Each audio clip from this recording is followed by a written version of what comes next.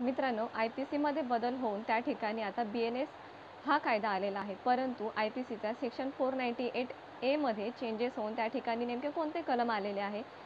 ते कलम आहे सेक्शन 84, ज्याच्यामध्ये तरतुदी, शिक्षा, प्रयोजन जे पण आहे ते सर्वचे सर्व 498A नुसारच असणार आहेत. परंतु त्यामध्ये बदल असा झालेला आहे की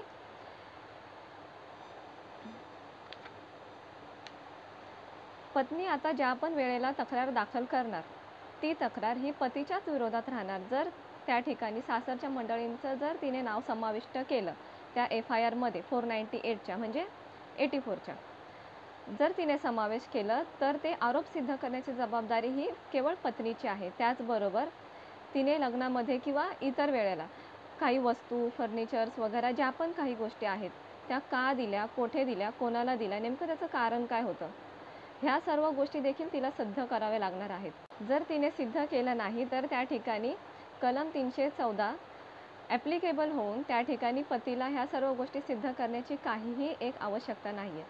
त्याचबरोबर सासरच्या मंडळींपैकी जर जो पण कोणी 60 वर्षांपेक्षा जास्त वयोमानाचा व्यक्ती असेल त्याला अटक करण्याची परवानगी ही DSP कडून घेणे आता बंधनकारक असणार आहे.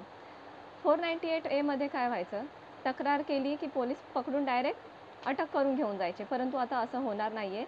अटक करण्यासाठी DSPची परवानगी असणे आवश्यक आहे.